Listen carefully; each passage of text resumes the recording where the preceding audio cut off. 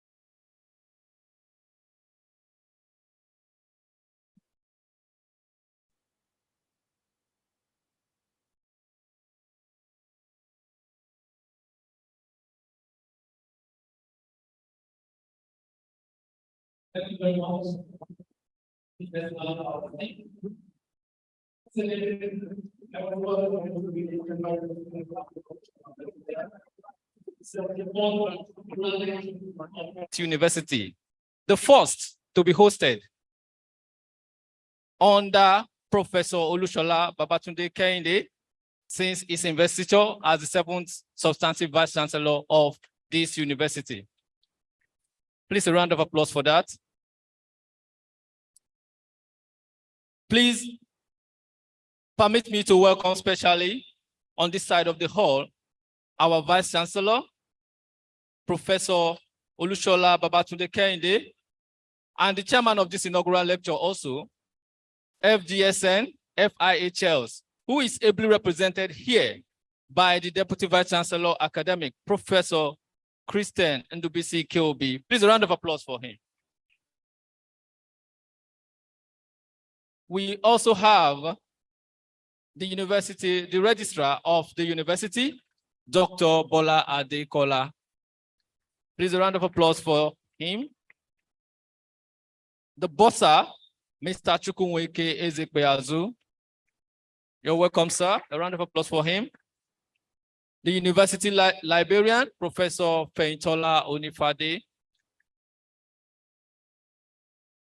The chairman committee of deans and directors, Professor Adebayo Akinloye, is also seated.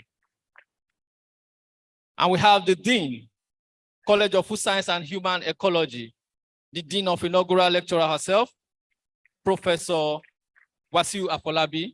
You're welcome, sir. And the HOD of the inaugural lecturer, Dr. Abolanle Lasode. You're welcome, ma'am.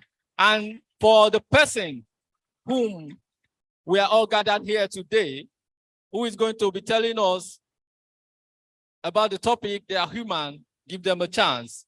From the Department of Home Science and Management, Professor Julia Tolulokpe Eni-Olorunda, the 74th inaugural lecturer herself. You can see the ovation. Please permit me.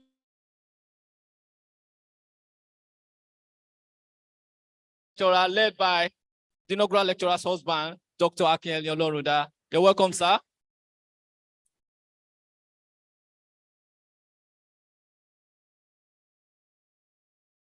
You're welcome. To all our guests seated, we say welcome all to the 74th inaugural lecture of the Federal University of Agriculture, Abeokuta. To this end, I want to specially invite the Vice Chancellor, Professor Olushola Babatunde Kehinde, FGSN, FIHLs, and the chairman of this inaugural lecture, represented by the Deputy Vice Chancellor Academic, Professor Christian Ikobi, to give the welcome address and introduce the inaugural lecturer. Please, a round of applause for the Vice Chancellor as he comes on board. And I would like to invite the inaugural lecturer to please stand and remain standing.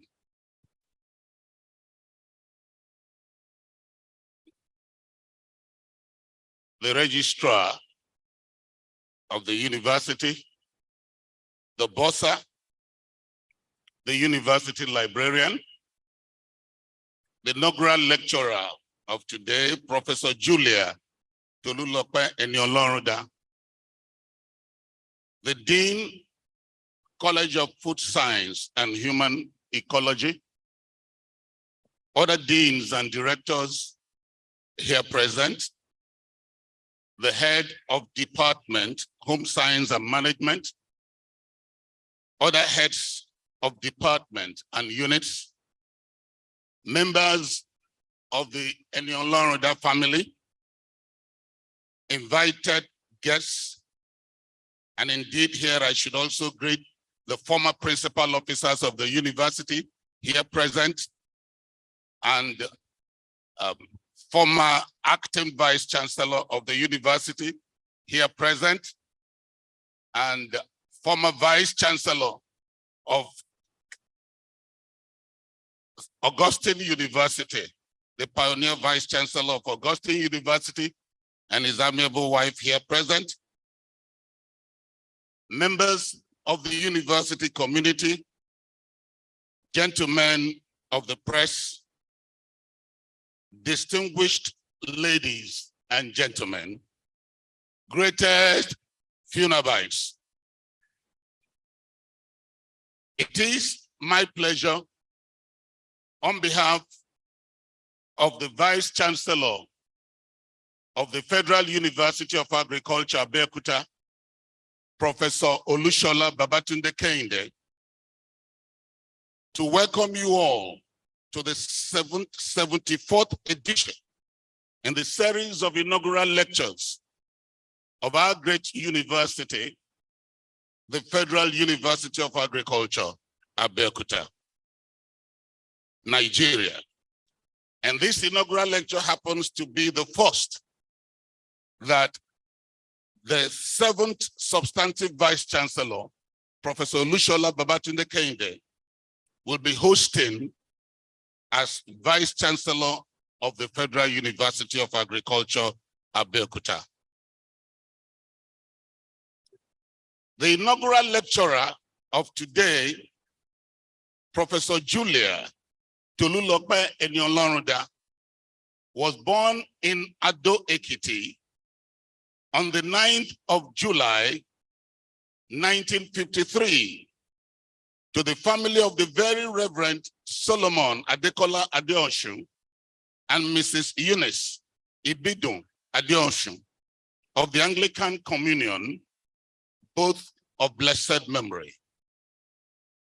She had her primary school education at 3 different primary schools due to the nature of her parents' job, namely St. Paul's Anglican Primary School, Arigidi Akoko, St. John's Anglican Primary School, Akabe, Kogi State, and Emmanuel Anglican Primary School, Ado-Ekiti, between 1959 and 1966. She was admitted into the famous and prestigious Christ School, Ado-Ekiti, for her secondary school education in 1967, and she graduated in 1971. She worked briefly as a school librarian at Crowder Memorial Secondary School, Lokoja, from 1972 to 1973, before she left for the Lagos State School of Nursing in 1973 and graduated in 1976 as one of the best nurse students in her set.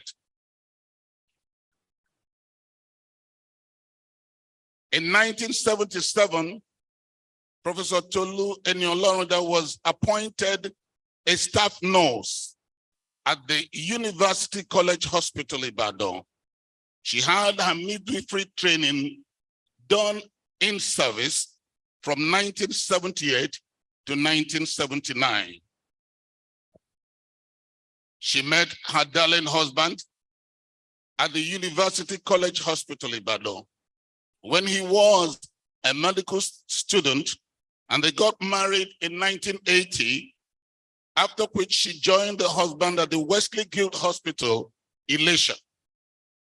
She was back in UCH in 1983 as a staff nurse because her husband was also starting his residency program in ophthalmology.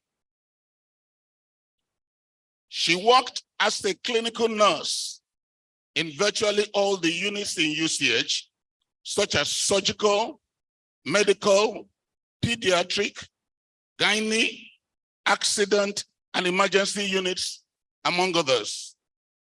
In 1987, while she was already a nursing sister, and through the encouragement of her husband, she went for her degree program at the Department of Nursing, University of Ibadan, and graduated with a second-class lower division in 1990.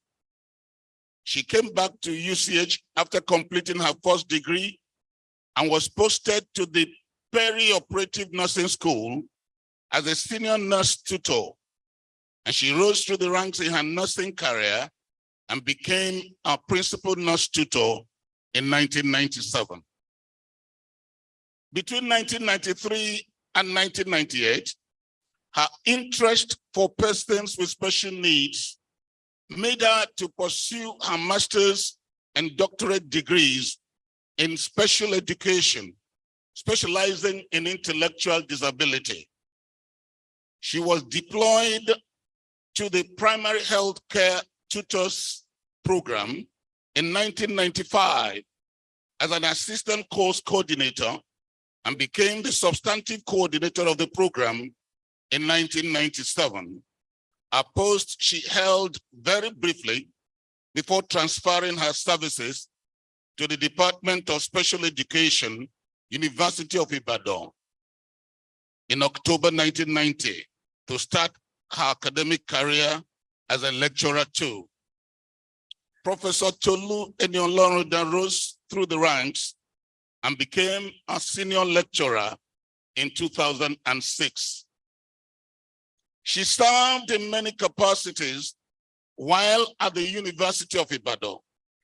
She was the postgraduate coordinator, Department of Special Education from 2003 to 2010, Director Child Clinic, Department of Special Education from 2005 to 2010, Chairperson, Faculty Senior Staff Common Room, 2003 to 2005, Member, Faculty Staff Students Advisor, 2001 to 2003, Assistant Hall Warden, Quinidia Hall, 2006 to 2010, Member, Faculty of Education, Environmental and Beautification Committee, 2005 to 2010, Coordinator stroke liaison person of the joint project between Child and Adolescent Psychiatric Department, UCH, and Department of Special Education, sponsored by MacArthur Foundation, 2008 to 2010, and Matron, Nigerian Association of Special Education Students, NASS, University of Ibadan, 2007 to 2010. Professor Tolu Eni-Olorunda was a recipient of John D. and Catherine T. MacArthur Foundation's short-term overseas training grant in 2006, which she utilized at the Teachers College, Columbia University, New York, United States of America. For family reasons, Professor Tolu Eni-Olorunda transferred her services to the Federal University of Agriculture, Abeokuta, in 2010. She was appointed a reader in 2012 and promoted to the rank of professor in 2015. She has served this university in various capacities. One, acting head of department from 2011 to 2013, and from 2015 to 2017, and a substantive head of department from December 2021 to 2022. Member, Committee on the Development of Policy for Persons with Special Needs in the university from 2014 to 2015. Member Committee on Gender Policy of Funaab, 2014. College representative on the College of Management Sciences Promotion Committee from 2016 to 2020. College representative on the Library Board of the university from 2011 to 2019, member University Senate from 2011 to 2013, and from 2015 to date. Member College of Food Science and Human Ecology College Board, 2010 till date. She has served as external examiner to the University of Ibadan, Obafemi Awolowo University, and Zulu University, South Africa, and the Federal College of Education Special, Oyo. Professor Julia Tolulope Eni-Olorunda serves regularly as a postgraduate representative at oral examinations in Funaab. She has assessed papers for readership and professorship ranks in some universities in Nigeria, such as the University of Jos, University of Calabar, and Obafemi Awolowo University, Ile-Ife. She was a member of the National Universities Commission, NUC accreditation team to Kwara State University, Malete Ilorin, in 2022. Professor Tolu Eni-Olorunda belongs to many professional bodies, such as National Association of Nigerian Nurses and Midwives, International Association of Special Education, National Association for Exceptional Children, International Association of Special Education Teachers, and Family and Consumer Study Services Society of Nigeria. Professor Tolu Eni-Olorunda has supervised over 100 undergraduate students' projects, 32 MED/MSc students' dissertations as major, and co-supervised 24 master's dissertations. She has also successfully supervised 4 PhD theses as major and currently co-supervising 4 PhD theses.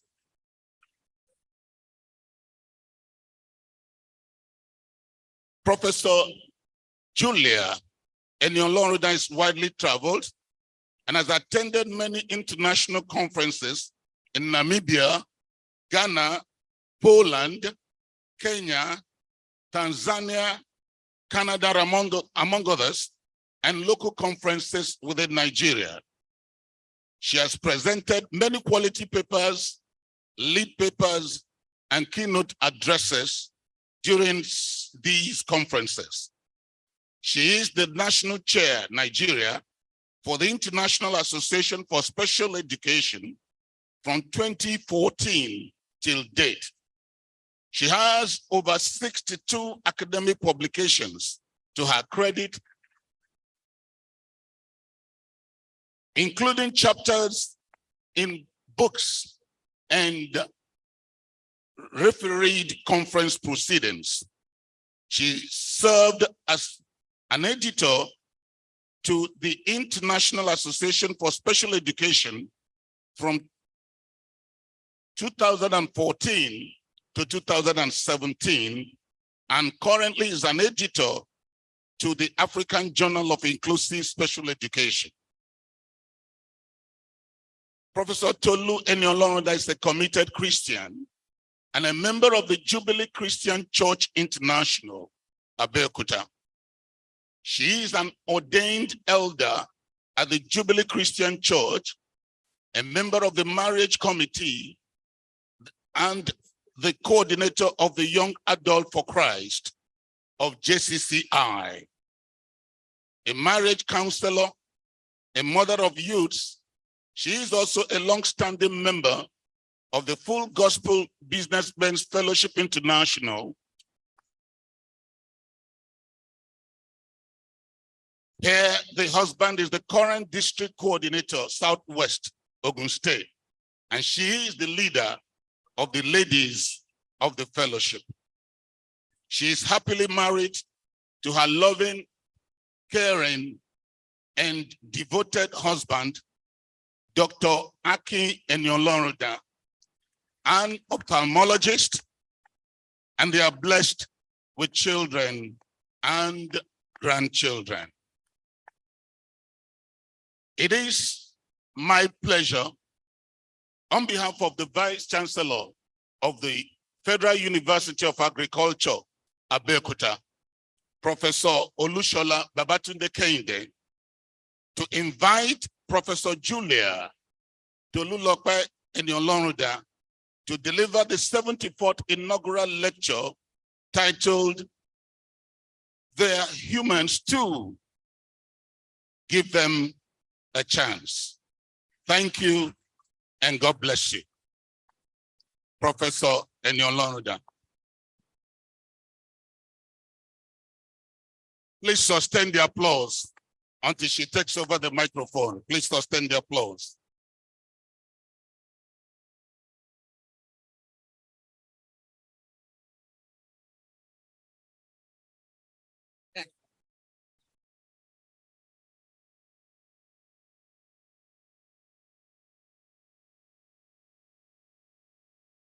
The Vice Chancellor, the Deputy Vice Chancellor Academic, the Registrar, the University Librarian, the Bossa, Dean College of Food Science and Human Ecology, Deans of other colleges and Dean Postgraduate School, Directors of Centers and Institutes, Head of Department of Home Science and Management, Heads of other departments, distinguished members of the University Senate, distinguished academic and professional colleagues in Funaab and from other universities, members of my immediate and extended families, gentlemen of the press, distinguished ladies and gentlemen, great Funaabites, great Funaabites. It is with great joy and gratitude to God that I stand before this audience this day to deliver the 74th inaugural lecture of this great university.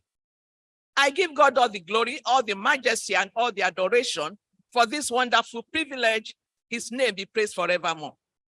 I see this inaugural lecture as a significant one, being the fourth in the College of Food Science and Human Ecology, and the second from the Department of Home Science and Management. The first inaugural lecture was given by Professor Mrs. A. Ado on the 27th of July, 1998.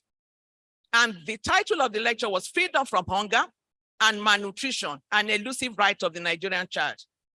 In actual fact, this was when HSM was still in the College of Agricultural Management, Rural Development, and Consumer Studies.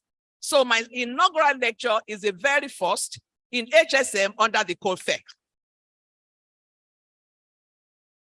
Mr. Vice Chancellor, sir, I crossed from the nursing career to academia in 1999. And I see this inaugural lecture as a privilege to give an account of my work as an academic staff at the University of Ibadan and the Federal University of Agriculture, Abeokuta, this past 24 years. Mr. Vice Chancellor, sir, I'm sure it would interest this audience to know more about the journey of a nurse into the field of special education with a bias in intellectual disability. I consider this as a divine destiny. In the first instance, obtaining a university degree was not in my plan because I was enjoying my nursing career at the University College Hospital in Ibadan, first as a clinical nurse and later as a nurse tutor.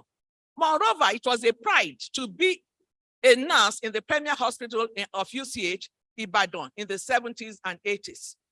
I rose to the position of principal nurse tutor before I crossed over to academics in my mid-40s. I'm therefore eternally grateful for the persistence and encouragement of my husband, Dr. Ecology, that made me find my way to the university and to have my first degree. And after the first degree, I thought I had arrived. He insisted that I should go further to obtain both the master's and PhD degrees, and I obliged, and the rest is history today. Mr. Vice Chancellor, sir, may I also say that my nursing education really laid a good foundation for my discipline. And this put me at a more vantage position in delivering lectures to my students. I've been involved in the management of persons with special needs, such as cerebral palsy, Down syndrome, hydrocephalus, among others, during my clinical nursing. And by divine arrangement also, the very first seminar I attended in my department when I came in 2010 was the CWES. Some of the students that had their CWES at the institutions for persons with special needs came across children with Down syndrome, intellectual disability, and the rest. They all lamented during their presentations that they wished they had a good knowledge in dealing with this category of children before going for CWES. I then concluded that God had an assignment for me for asking me to transfer my services to Funaab. This was how I initially introduced them to developmental disabilities and was later introduced into their curriculum. My students in the department, especially those in child development and family studies option, are gaining maximally from the knowledge being impacted onto them. Hence, the title of this lecture is, They Are Humans Too. Give them a chance.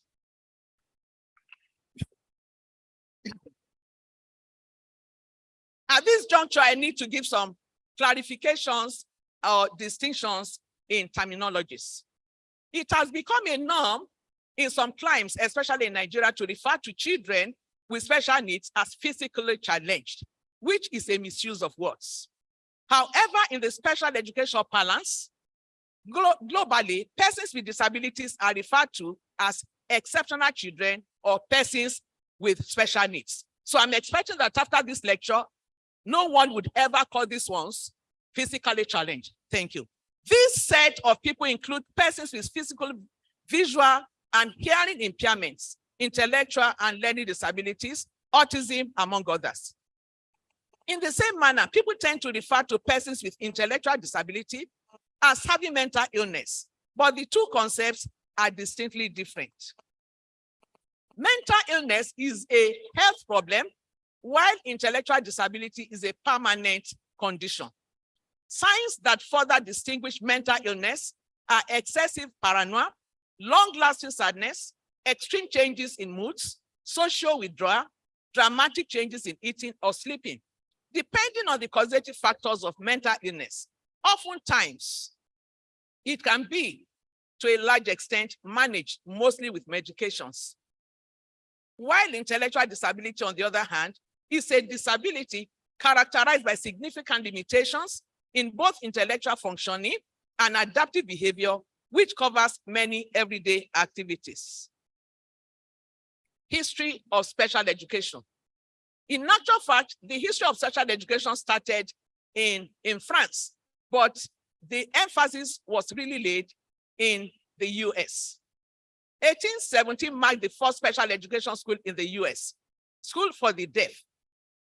1829, first school for the education of the blind, founded by Greeley Howe. 1848, first school for the idiotic and feeble-minded children. 1851 and 1853, respectively, schools for the feeble-minded were opened in Albany and Pennsylvania. Also in 1857, Ohio State, School for the Feeble-Minded, and 1858, School for Retarded Children in Connecticut and many more states in the United States of America started schools for persons with disabilities. Special education in Nigeria. This started on humanitarian grounds with the help of early Christian missionaries that came to Nigeria, like the Sudan United Mission, Roman Catholic missionaries, among others. The first formal education of children with special needs was established in 1950 at Gindiri, Plateau State, by Sudan United Mission, and this was for persons with visual impairments. In 1961, Ms. Beth Torrey assisted the Women's Voluntary Organization in Lagos to begin a home and school for persons with intellectual disability.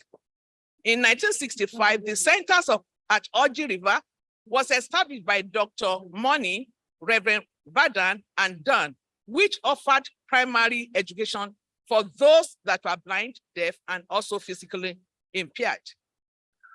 In 1965, the Anglican Diocese of Lagos founded the Atondaolu School for orthopedically impaired persons.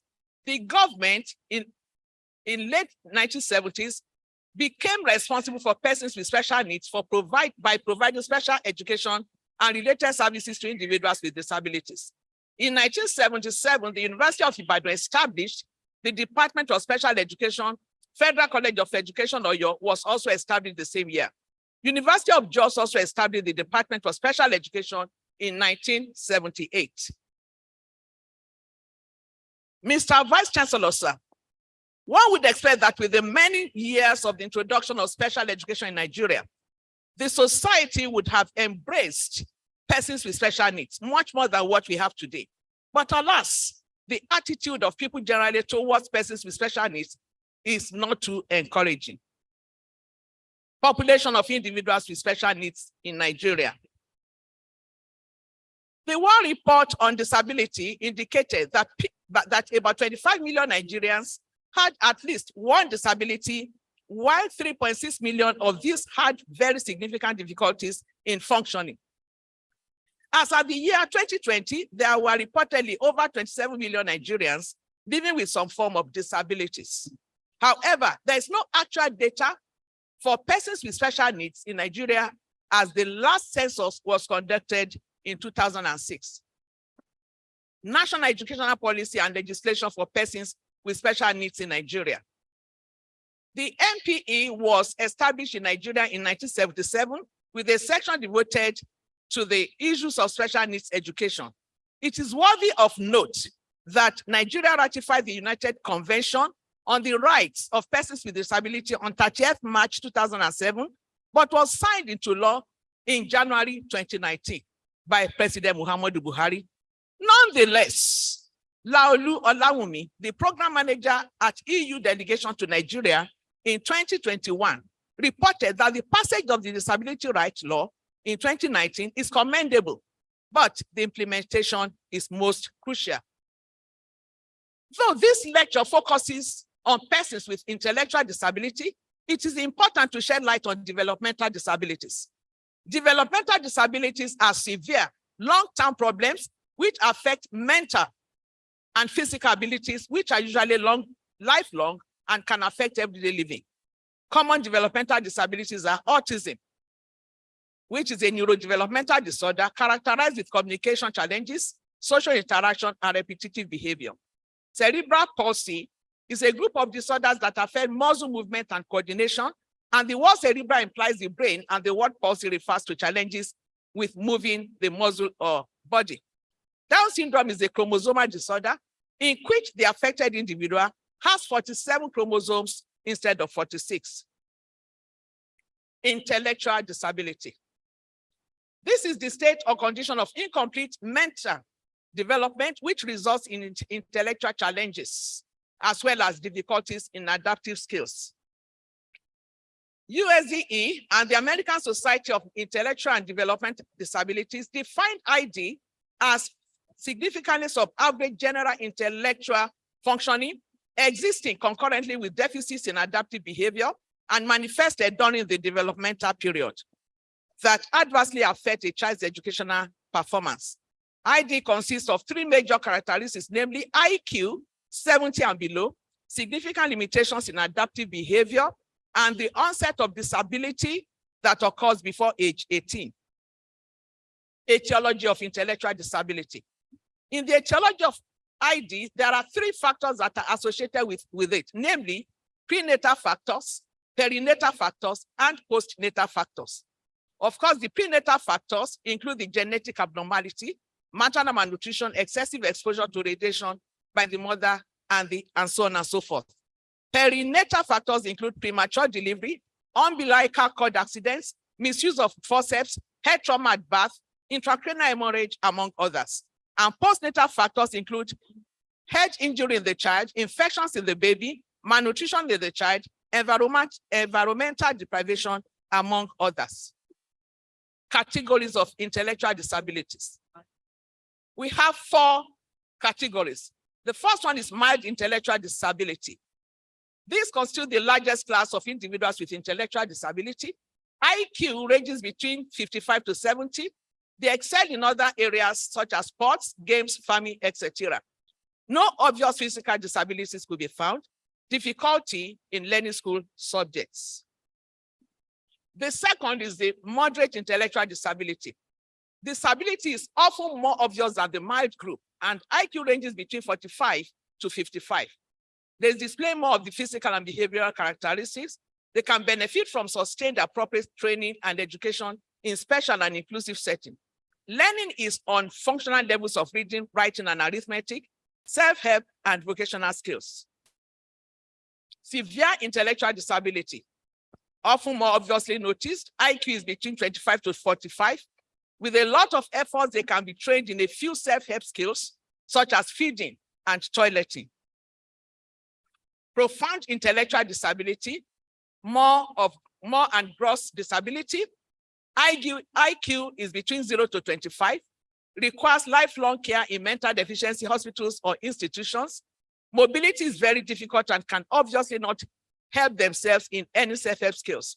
The majority of the children with ID can be taught academics as a means to gain information, participate in social settings, increase their orientation and mobility, and make choices. Characteristics of children with intellectual disability: inability to pay attention, inability to use abstractions in the solution of problems, inability to remember, and problems of verbal communication. Due to these characteristics, regular schools do not admit them, and even special schools are ill-equipped to meet their needs. Hence, they are left unattended to. This therefore leads to frustration and heavy burden of child care about the future of these children on parents and caregivers. The Sustainable Development Goal 4, as stated by the United Nations, is quality education, and this seeks to ensure equal access to all levels of education and vocational training for the children that are vulnerable, including persons with special needs. That is, leave no one behind. This prompted my research focus on appropriate teaching strategies for teaching for children with ID, with the intention of putting smiles on their faces, parents, and caregivers. Mr. Vice Chancellor, sir, today's inaugural lecture will be anchored on these three areas: appropriate teaching strategies for persons with intellectual disability, inclusive education for persons with intellectual disability, and sexuality of persons with intellectual disability. Appropriate teaching strategies for persons with intellectual disability. The commonest method of teaching in schools in Nigeria is the conventional method, where the teacher stands in front of the class to instruct the pupils or the students. Over the years, this is what goes on in our regular schools and even in the special schools. However, children with ID cannot benefit from this method of teaching. I had an experience when I was gathering data for my PhD work. When I got to one of the special schools in Ibadan, where I was to gather data, I approached the class teacher to make my intention known. Listen to what she said. How do you want to use these children for any research work? They are good for nothing. They don't know anything at all. When I was posted here initially, I didn't like it. But now I'm enjoying myself here. I don't want to be posted elsewhere. This is because I don't have to bother myself preparing nursing notes every day. This statement saddens me, coming from a teacher who is supposed to be a stakeholder in the education of children with intellectual disability. Unfortunately, she has written off the children and concluded that they could not amount to anything. This, among other things, spurred my interest to explore appropriate teaching strategies that could enhance the learning abilities of children with ID. Mr. Vice Chancellor, sir, the question is, did I succeed in this quest? Yes, I did, based on my research findings and discovery. The strategies. The first one is modeling and shaping strategy. Modeling is a behavior change strategy that is powerfully influenced by what the learner observes, hears, feels, perceives, or participates in. While shaping is a process in which cues, prompts, and instructions are used to initiate children to perform specific behaviors. Eni-Olorunda determined the efficacy of modeling and shaping strategies on the attitude of children with ID towards reading in Ibadan. 45 children with mild intellectual disability were purposely selected for the study and grouped into 3: modeling, shaping, and control. They were exposed to pre-test and post-test at 8 weeks interval. Modeling strategy was found to be the most appropriate technique to improve attitude than shaping and the control, although shaping was significantly different from the control. This corroborates the studies of Inaugural, Abosi, and Ecology, where they found the effectiveness of modeling and shaping on mathematics achievement of some blind secondary school students, language achievement of deaf secondary school students, and reading skills of students with learning disabilities, respectively. Further, sex had significant influence on attitude towards reading among children with intellectual disability, as female children have higher reading skill ability than their male counterparts. In an earlier study, Nwazwike and Eni-Olorunda also used modeling and shaping techniques to examine the gender differences in reading achievement among children with intellectual disability in selected special schools in Ibadan. Their finding was consistent with that of NESA, who found that girls are better off in verbal ability than boys. They thus recommended that modeling and shaping techniques should be acknowledged by the stakeholders concerned in the teaching of children with intellectual disability. Males should also be motivated to get more interested in reading skills. Distinctive and watered down strategies. These were used to enhance the language skills of students with ID. In our study, Ecology, 12 children were purposely selected from 2 special schools in Ibadan using the 2 strategies to enhance the language skills of the respondents, and they were exposed to pre-test and post-test at 4 weeks interval. The findings revealed that there was a significant difference in the language achievement of children exposed to distinctive strategy than those in the watered down strategy. This corroborates the study of Usala that indicated that distinctive approach enhances the language of children with intellectual disability. Watered down strategy was also found to be effective. The study further investigated the language achievement between male and female children with ID. There was significant difference in female children exposed to watered down and distinctive strategies compared to the male. Females perform better using distinctive and watered down approaches, and this agrees with Anders Senator and Eric Senator that girls tend to develop language faster than boys. Explicit and visual instructional strategies, which is the third. Eni-Olorunda and Ayodele employed explicit and visual instructional strategies as ways of enhancing vocational interest of youths with mild ID in Ibadan. 30 youths were purposely selected from 3 special schools and grouped into 3: explicit, visual, and control. They were exposed to pre-test and post-test at 8 weeks interval. The study revealed a significant difference in the explicit, visual, and control groups, respectively, as visual instructional strategy is more effective in enhancing vocational interest of persons with ID. This study agrees with Anna and Reynolds and Dombeck. We show that visual instructional strategy increase youth interest and motivation to learn. This is because visual strategy gives meaning to words as concrete materials are presented to learners. Individualized and audio-taped instructional strategies. Individualized and audio-taped instructional strategies have to do with engaging a child on one-on-one teaching and listening to a recorded learning material, respectively, to enhance the understanding of subjects for pupils with ID. Eni-Olorunda and Adejiro carried out a study on English language comprehension achievement of pupils with mild ID. 30 pupils with mild ID from 3 special schools were purposely selected and grouped into 3. They were exposed to pre-test and post-test at 8 weeks intervals. The result revealed significant difference in reading comprehension achievement among the pupils exposed to the audio-taped individualized and control strategies. However, individualized instructional strategy is more effective in achieving reading comprehension for the pupils with ID. In another study, Adejiro and Eni-Olorunda went further using the same instructional strategies to investigate gender differences in reading comprehension of pupils with intellectual disability. Results indicated a significant difference, with female pupils obtaining higher mean score than their male counterparts.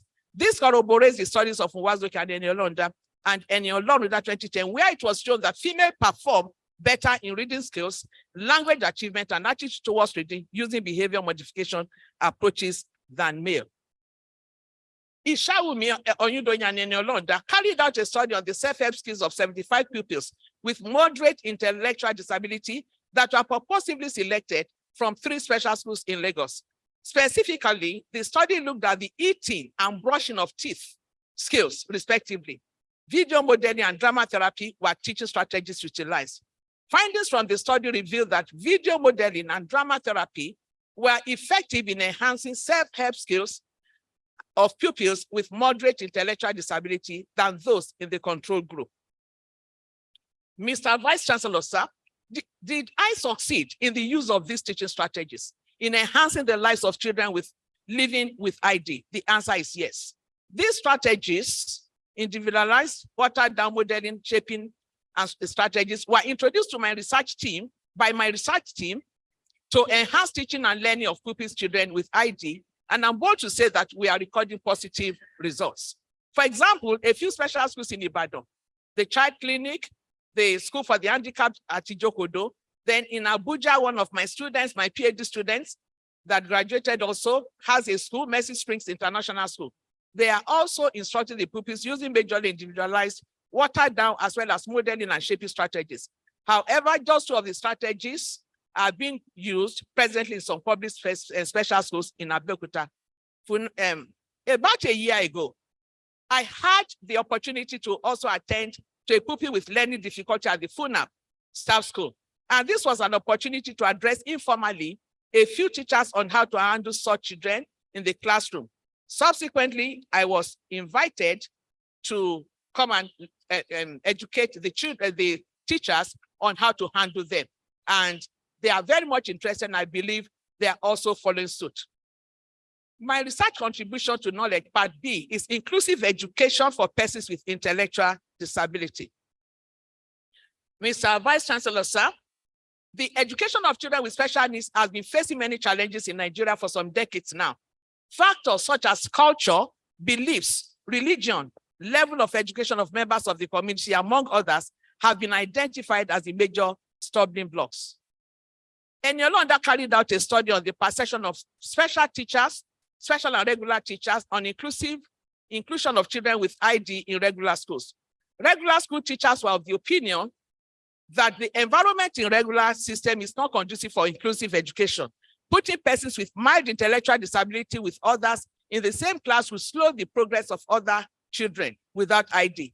That segregation or special school settings will be more beneficial as children with intellectual disability cannot cope in an inclusive setting system of education. However, the regular teachers were more favorably disposed to inclusive education than the special teachers. The special teachers might not have responded positively because they know that it is very demanding and capital intensive teaching such children. Much so, remuneration may not be commensurate to the demand of the work.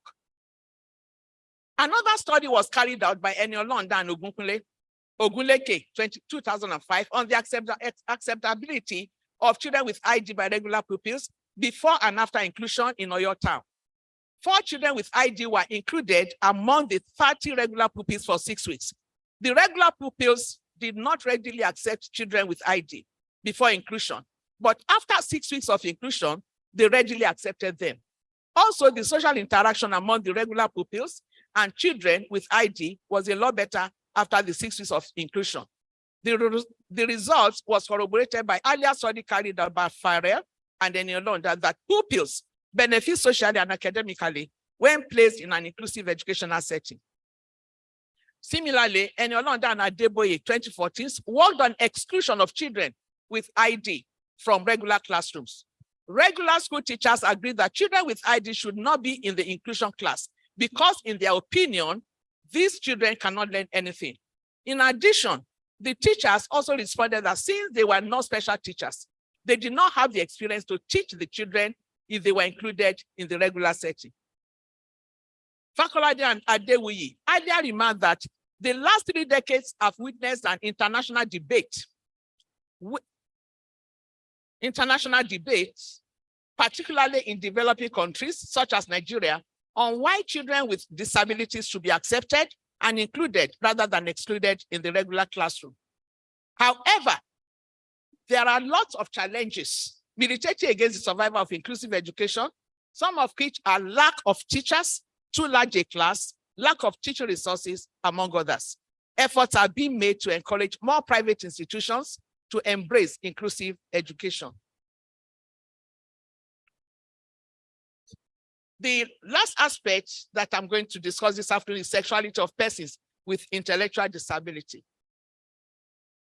Mr. Vice Chancellor, sir, distinguished audience, as I draw towards the end of this lecture, permit me to share my exciting experience in the sexuality of persons with intellectual disability. Precisely in the year 2007, one of the cleaners in the Department of Special Education, University of Ibadan, where I was lecturing then, drew my attention to two of the adolescents with intellectual disability attending the child clinic in the department.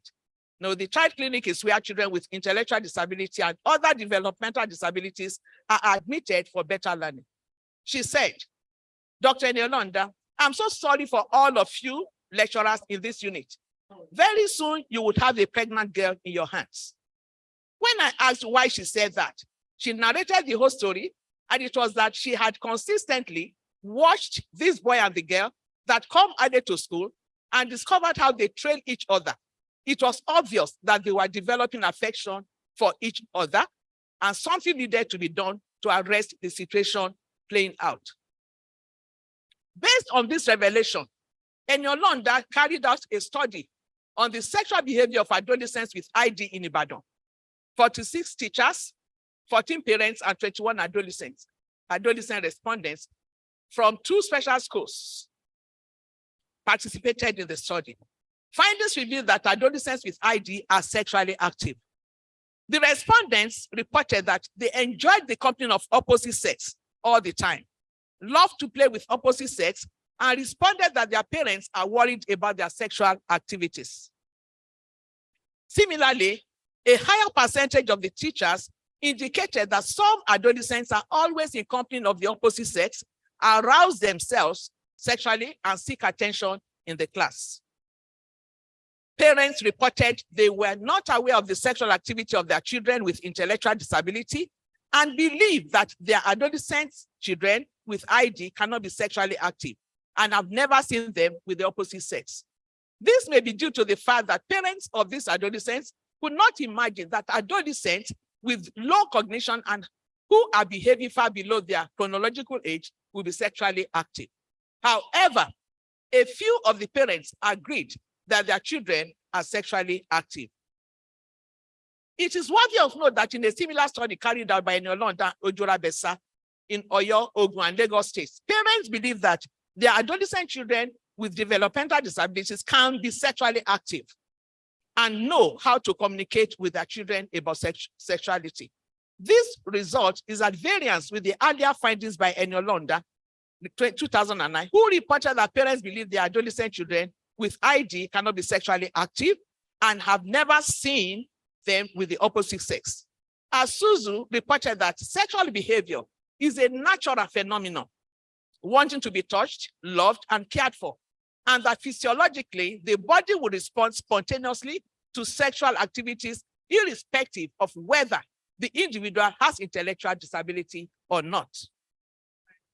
Teachers also believe the adolescents in their classes can be sexually active and communicate with them about their sexuality.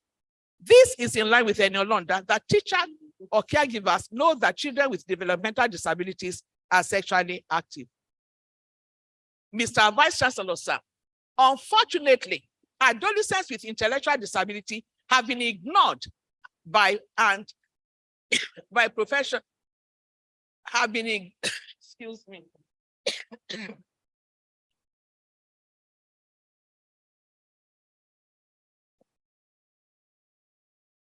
Mr. Vice Chancellor, sir, unfortunately, adolescents with intellectual disability have been ignored, and professionals working with this group find little or no empirical work to assist them with regards to the sexuality of persons with ID. Persons with ID are not given sexual education or any training related to appropriate sexual behaviors like their counterparts without any disability because it is overlooked that they can be sexually active. This makes them prone to sexual abuse, which is also aggravated by their low cognition.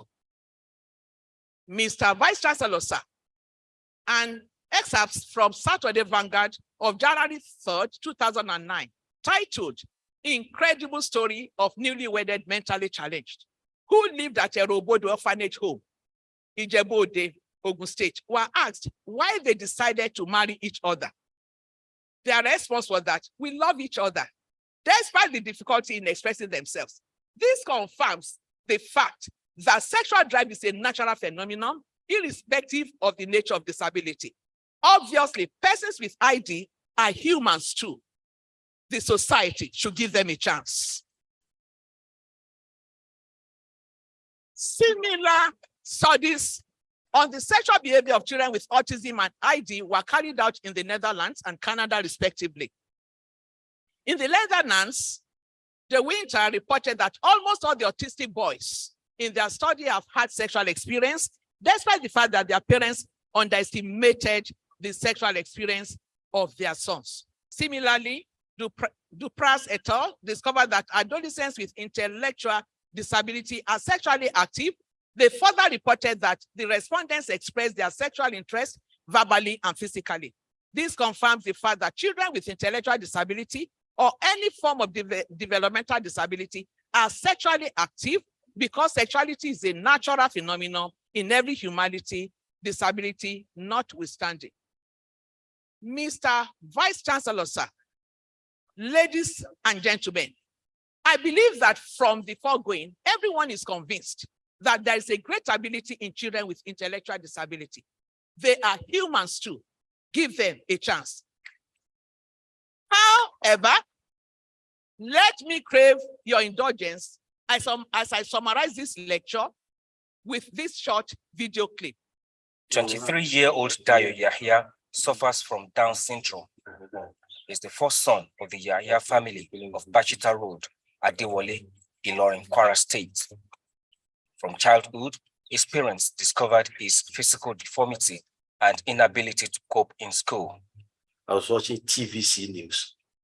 I saw some children that resemble my son. I said, look at these people. And I picked my phone. I snapped the screen. I saw Down there. What is the meaning of this? I saw Down syndrome. Instead of keeping him at home because of this, his family decided to expose him to barbing as a vocation.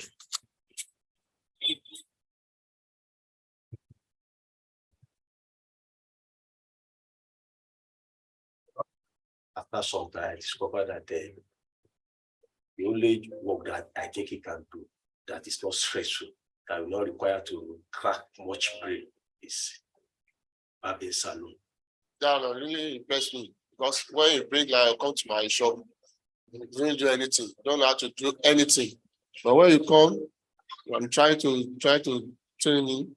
You try to cope. Later, you try to barb the head. You start to barb head. He said I used to barb my hair.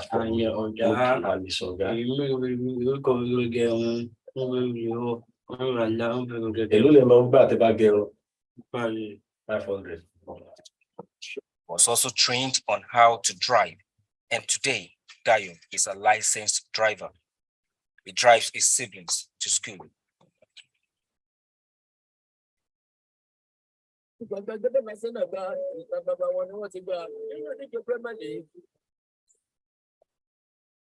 I play together, talk, we gist a lot, we play games, we go to swimming together, we go to training, and that's when people ask me to describe myself, I tell them I'm a sister with Down syndrome.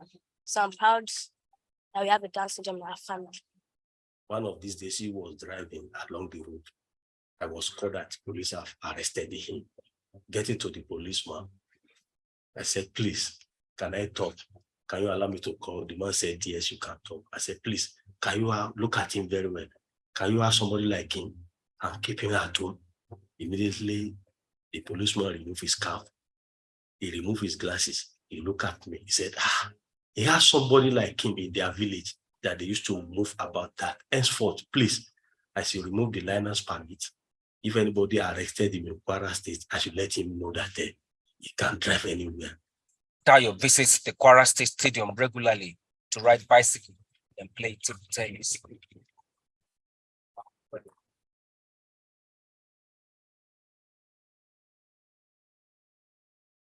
The success story of Dayo has motivated his father to go after those who have similar problems. He has taken 2 others off the street to learn barbing. Dayo and his father believe that with dedication and commitment, Down syndrome cannot deter them from living a normal life and breaking new grounds. As a woman, it's just because he's a woman being and he has challenge, and I don't want to leave him. That's why I pick interest in him. To serve as a deterrent to other parents too, that they can do a lot of things. I don't have to leave him like this. Today married, and he hopes to become a father in the nearest future. Because of his exploits, Dayo is expected to participate in a World Down Syndrome gathering in the United States later this year.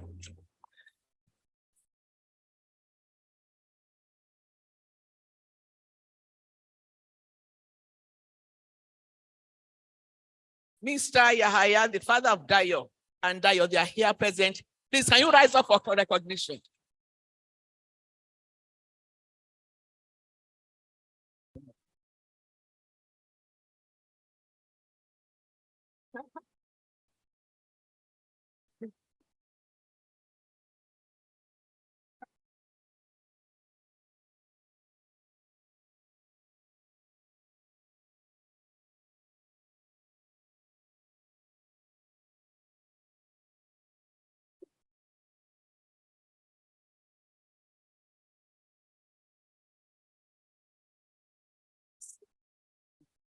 God bless you. Conclusion.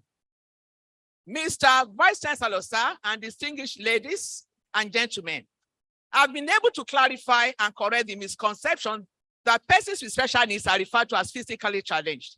Also, mental illness is different from intellectual disability. Persons with disability can be taught with appropriate strategies, addressing their needs as needed. Therefore, if these strategies are put into use in special and regular classrooms in Nigeria, the performance of children with ID will improve, help them live independent lives and become less burdensome to their families, communities, and the society at large.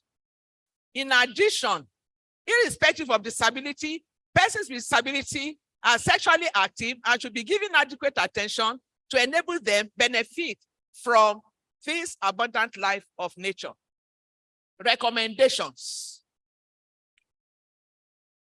Government should invest in the education of people living with ID in line with SDG 4 that focuses on inclusive, equitable, quality education and promotion of lifestyle learning opportunities for all.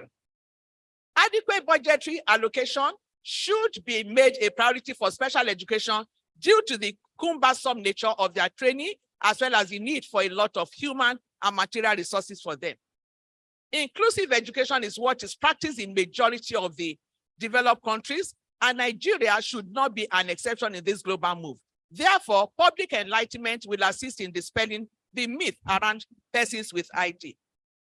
Parents and the society at large should love, understand, and accept children with intellectual disability to help them adjust emotionally, psychologically, and socially to live independently. The government should ensure that the disability bill, which has been passed into law, is implemented to the letter, so that children with intellectual disability can have an enabling environment to live independently and enjoy their rights to education. The home science and management students of Federal University of Agriculture, Abeokuta, already have a good knowledge of developmental disabilities, which has changed their perception and orientation towards these individuals. Hence, Funaab and the National Universities Commission should consider introducing elements of special education into its general studies program to afford all the students the opportunity to have knowledge of disabilities, its causes, and preventive measures. Acknowledgments. First and foremost, I want to thank my God and my Father, the great and mighty one, the I am that I am, the glory and the lifter of my head. I bow before you this day for the grace given me to deliver this inaugural lecture. Your name be praised forever and ever in Jesus' name. I sincerely want to appreciate my loving parents, Very Reverend Solomon Adekola Adeosun and Mrs. Eunice Ibidu Adeosun. Wonderful parents they were, both of blessed memory, for the trainings, values of hard work, integrity, discipline, and sound character instilled in me, which put me on the right path of life. May you continue to rest in peace. To my siblings, Brother Dele, late, Bishop Adedayo, Aderonke, and their spouses, thank you for your love and support. I appreciate you all. Dr. and Mrs. Femi Olajimeji, my auntie, and the husband, they are here present. Auntie, can you rise up for recognition? Thank you, Mansa, for always in there. To my beloved brother from another mother, Professor Sexuality, immediate past dean of the postgraduate school. Funaab. We were both raised in the vicarage. I appreciate you for your love and assistance always. To my in-laws, the Eni-Olorunda family, the Orumoyis, the Adedisewos, I want to thank you all for your love and for your support. To my teachers at all levels, the primary, the secondary, School of Nursing, university, for short of time, I won't be able to mention names one by one. I appreciate everyone.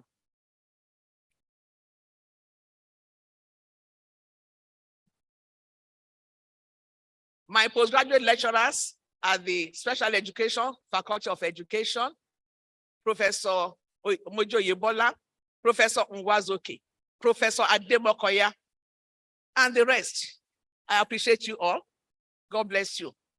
I want to especially appreciate my mentors, Professor C.O. Onocha, a godsend. At a point, I was getting so frustrated about my PhD work.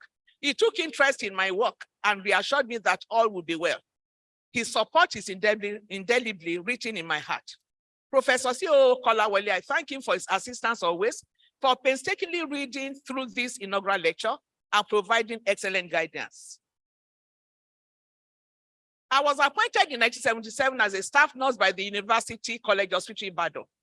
I want to sincerely appreciate the late Professor Obi Oshutoku for granting me the study leave for my BSc nursing in University of Ibadan. Late Professor Olatawura for encouraging me to take up the lecturing job in the Department of Special Education, even when I was very reluctant to leave my juicy and comfort position in UCH. My special thanks to the nursing department UCH for creating an enabling environment to carry out my work. I'm grateful to the then Vice Chancellor, Professor Ayodele Falache, for offering me appointment as a lecturer in 1999 at the Faculty of Education, University of Ibadan. My colleagues in the Department of Special Education, Professor J. Oyudonyi, a brother from another mother. Thank you so much for your love. Professor Fakolade, Dr. Kelechi, and others. I highly appreciate you for your love. Most of these lecturers were my students when I was a lecturer at the Department of Special Education. Today, by the grace of God, they are all my colleagues as professors, associate professors, and senior lecturers. I want to appreciate the Vice Chancellors of Federal University of Agriculture, Abeokuta, since I joined the university. Professor Balogun was the Vice Chancellor in 2010 when I transferred my services to Funaab and was also appointed a reader in 2012 during his tenure. Professor Obioyewole for his support while I was the acting head of Department Home Science and Management during his tenure. Professor Adedu Ololade, my brother, my in-law, although he has not brought the yams that he promised me. The acting Vice Chancellor for his visionary leadership when I was HOD. God bless you. Professor F.K. Salako for his support when I was the HOD. And the current Vice Chancellor, who unfortunately is not here today, Professor Obi Kende, for giving me the opportunity to present my inaugural lecture. Thanks so much, sirs. To my College of Food Science and Human Ecology family, the best college in Funaab. You are simply the best. I appreciate Professor Folake Henshaw, the then dean when I assumed duty in Funaab in 2010. She received me so warmly, and that was also a sign that this is the place. I also appreciate Professor Abeokuta, the immediate past dean, and the current dean, Professor W.O. Wow Afolabi, Professor Edo Sonny, who was the dean during my second tenure as HOD. We had a good working relationship. My colleagues in the Department of Home Science and Management, Professor Toun Amubode, Professor Grace Chokoya, Dr. Kike Lomo, Dr. Abolande Nasode, my current HOD, Dr. Turayo Ariyo, and the rest. I appreciate you all. My special appreciation also goes to my academic daughter, Dr. Temitayo Oluni, for her contributions in putting this inaugural lecture together. To all the non-teaching staff in the department, past and present, I express my gratitude. I appreciate Mrs. B. Ewosho, the secretary, Mr. O.J. Agbola, Mr. Abu, Olawale Abdullahi. With them, there's never any dull moment in the department and even in the college. To all the other colleagues in FST, in other departments in the college, food science, HCM, NTD, I recognize you all and I sincerely appreciate you. Thank you so much for being here today. I especially appreciate my dear brother and friend, Professor Odi Akiyemi, especially for his interest and contribution to this inaugural lecture. Professor O. Enikome, a dear brother, Professor Adeofun, and many too numerous to mention. Thank you so much. My past and present undergraduate and postgraduate students, in them, I have fulfillment in my career as a lecturer. To the glory of God, I supervise as major 4 PhDs, 2 from the University of Ibadan and 2 from this place. And I thank God that all of them are doing excellently well in their respective professions. To my friends who are always there through thick and thin, the Omotades, Oluwatosins, Babalolas, Falayes, Fijabis, Lambos, too numerous to mention. I appreciate you all. My committee of friends in nursing, thank you so much. I salute all the members of Education, Gender, Youth, and Family Network for your collaboration in making the world a better place. I'm also one of you. Thank you. I appreciate Professor M.T. Ajayi, my senior in Christ School.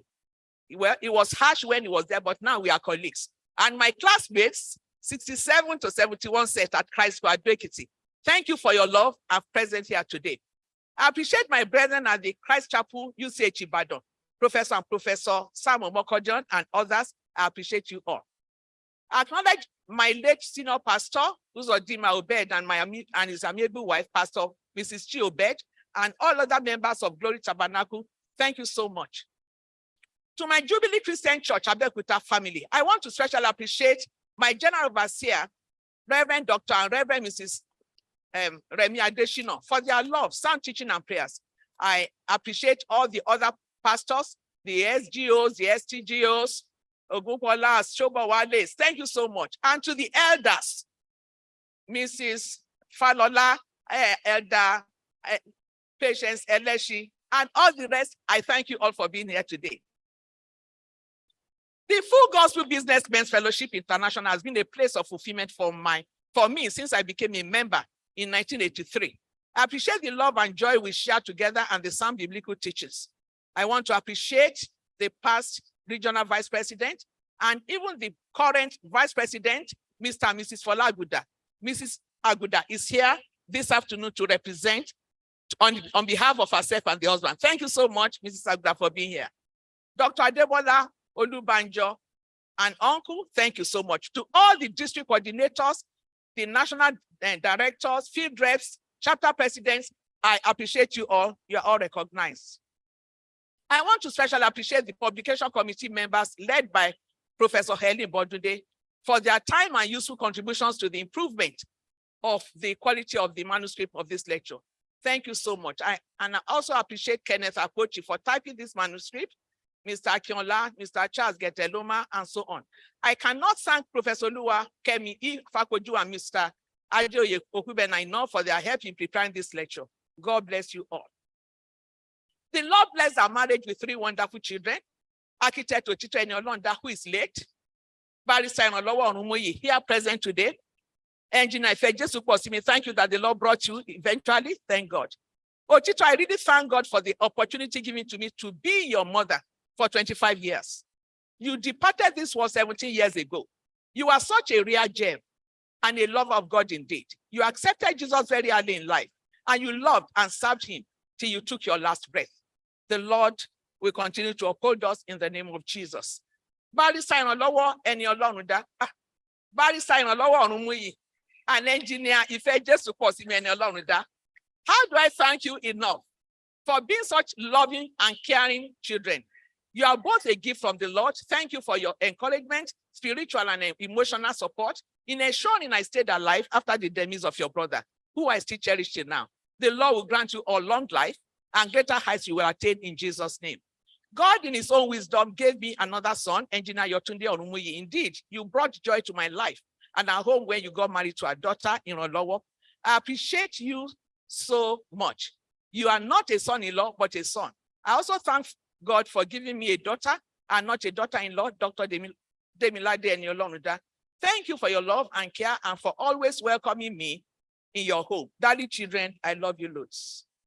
The Lord has blessed us for now with 3 wonderful grandchildren, Oluwamayokun Orumoye, Oluwatofumi Orumoye, and Nathan Eni-Olorunda. You are all for signs and wonders, and you shall all be great and serve Jehovah God all the days of your life. I love you all.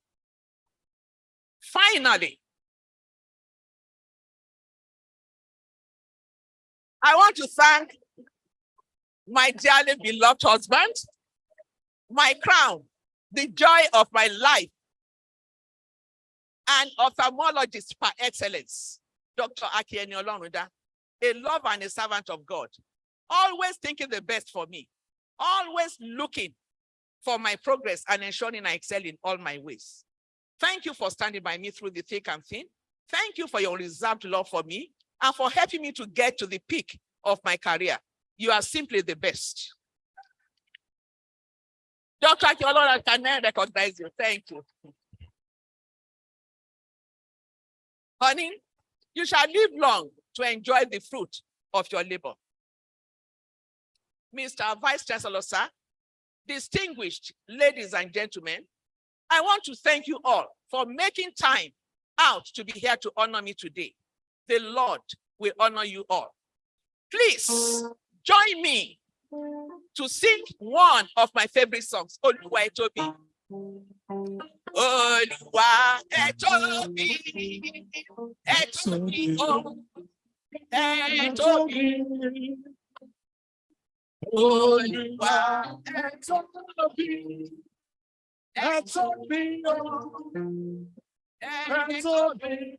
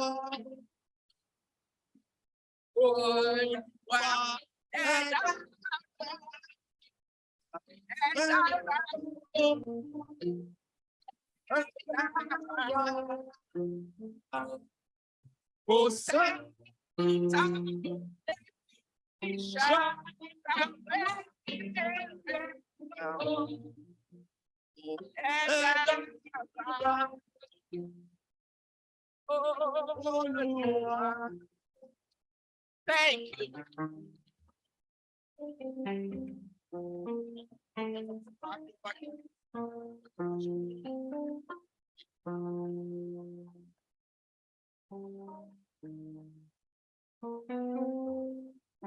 Please sustain the applause.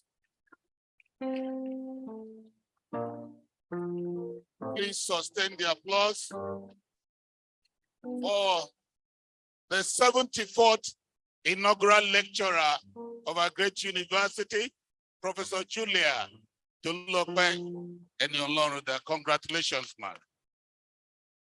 Congratulations indeed. Well, as we usually do here in our great university, the Federal University of Agriculture, Abeokuta, I would like to present this award of honor on behalf of the Vice Chancellor, Professor Olushola Babatunde Kehinde, to Professor Julia Eni-Olorunda as the 74th inaugural lecturer of our great university. Congratulations, ma'am. Congratulations.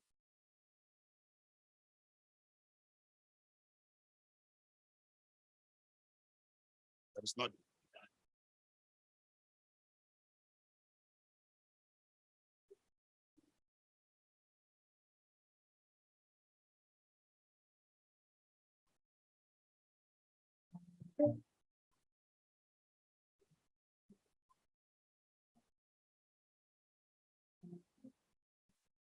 She's a jolly good fellow. I can testify.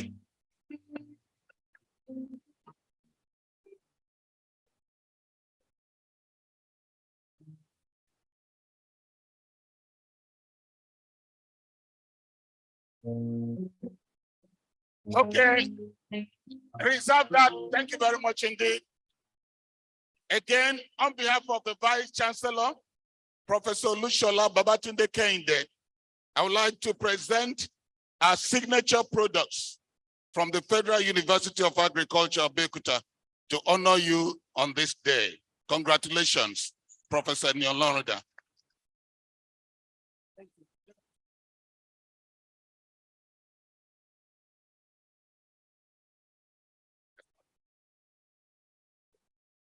Permit me to quickly make some recognitions. We have here with us Dr. Aki Eni-Olorunda, the husband of the inaugural lecturer. Congratulations, sir. Congratulations indeed. God bless you, sir. Also would like to recognize Engineer Ifejesu Eni-Olorunda, the son of the inaugural lecturer. God bless you. And then Barrister Ironlowo Orumuyi, the daughter of the inaugural lecturer. God bless you. And Mr. Jola Oluwaderiye, the nephew. God bless you. You're welcome. Mrs. Yemisi Orumuyi, in-law. Sorry, Mr. You're welcome, sir. You're welcome indeed. Dr. and Mrs. Femi Oladimeji, you're welcome. You're welcome, Sarah Ma. And Mrs. Modupe Agoda, you're welcome indeed again. Permit me also to recognize the presence of Apostle Lawrence Achidume, the General Overseer of the Victory Life Bible Church International. He's also an alumnus of this university. Apostle Achidume, you're welcome, sir. Then Pastor Taiwo Shobowale of the Jubilee Christian Church International. Pastor Taiwo, you're welcome, sir. And Pastor Olateji Junaid of the Jubilee Christian Church International, you're welcome. And Alhaji Usman Yahaya, Down Syndrome Skills Acquisition Center, Ilorin, you're welcome, sir. We'd like also to recognize the presence of Dr. Akinwande Akinhomi, former Provost, Neuropsychiatric Hospital, Abeokuta. You're welcome indeed. And permit me also to recognize the presence of our former acting Vice Chancellor and his amiable wife, Professor and Mrs. Ololade Eniko Mehi. You're welcome, sir and ma. And then former Deputy Vice Chancellor Academic, indeed, my immediate predecessor in office, Professor Mrs. Bolanle Idowu Akeredolale. Where is she? Oh, you're welcome, ma. You should have been properly seated there. You're welcome, ma. Again, I would like to recognize the presence of Professor Oluwatosi Abimbola, Nursing Department UI. Professor, you're welcome, ma. Professor Adebayo Oluwole, Counseling Department UI. Please wave your hand where you are. You're welcome. You're welcome. You're welcome indeed. Professor Julius Ademokoya, Department of Special Education UI. You're welcome indeed, sir. You're welcome. And then we'll have some visitors visiting our university for about a week from the United Kingdom. Dr. Kelly Watson, Director, Center of Tropical Livestock Genetics and Health, Roslin Institute, University of Edinburgh, UK. You're welcome, Kelly. You're welcome. And then, of course, Dr. Oswald Matika, Research Scientist at Roslin Institute, United Kingdom. Oswald, you're welcome indeed. Permit me also to recognize the presence of the Pioneer Vice Chancellor, former Dean Postgraduate School of Funaab, this great university, and the Pioneer Vice Chancellor, Augustine University, Ekpe, Professor S.O. Afolami. You're welcome, sir. And his amiable wife is here. Again, former staff, retired but not tired, looking elegant any day, Professor Catherine Afolambi. You're welcome. You're welcome. And permit me also, at this point, we appreciate everyone that is here, and you appreciated in your own right, deans, directors, and members of the procession. You are all appreciated. Staff of at different levels, academic staff, non-teaching staff, senior registry staff, you are recognized. I'm also told that Professor A.B. Idowu is here. Professor A.B. Idowu, Vice Chancellor, Glorious Vision University. Where is he? Oh, should have been seated there. Professor A.B. Idowu, Vice Chancellor, Glorious Vision University, and our own staff, in the Department of Pure and Applied Zoology. You are indeed welcome, sir. You're welcome. Ladies and gentlemen, you are appreciated. Thank you very much. Former principal officers of the university, you are welcome and you are appreciated. Staff and students, you are welcome. Members of the Jubilee Christian Church International, you are welcome and you are appreciated. Members of the Full Gospel Businessmen's Fellowship International, you are welcome and you are appreciated. God bless you all. Yeah. Please. All right. Now we want to take the anthem, but before the anthem, this is the exit order. The procession, members of the high table and the procession, we exit, another special guest, we exit through this exit A, B here, conference room exit B, by my left-hand side, while the member of a member of the academic procession and the high table, we exit through conference room A. Conference room A by my right-hand side, member of Full Gospel Businessmen Fellowship International and JCCI, other guests, conference room B by my left-hand side here. The other staff of Funaab and students will remain in the hall, while the procession will be in reverse order. So please may we rise for the anthem in reverse order.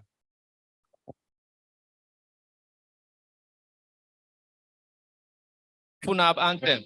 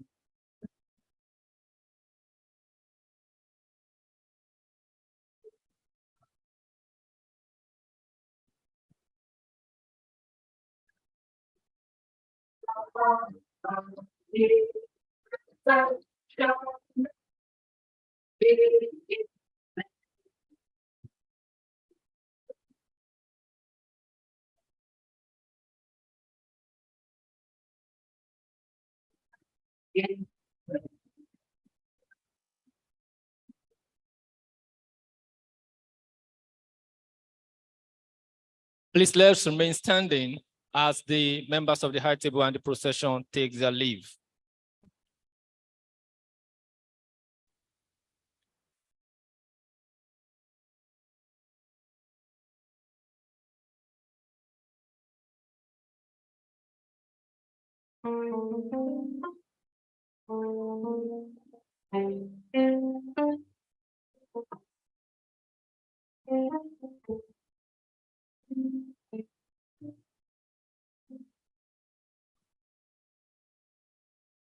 Once again, we welcome you, and we want to believe you enjoyed every bit of this 74th inaugural lecture of the Federal University of Agriculture, Abeokuta.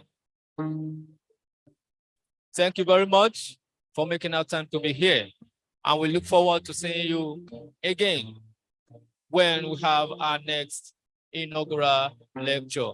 Thank you, and thank you, and thank you. Welcome to the Federal University of Agriculture.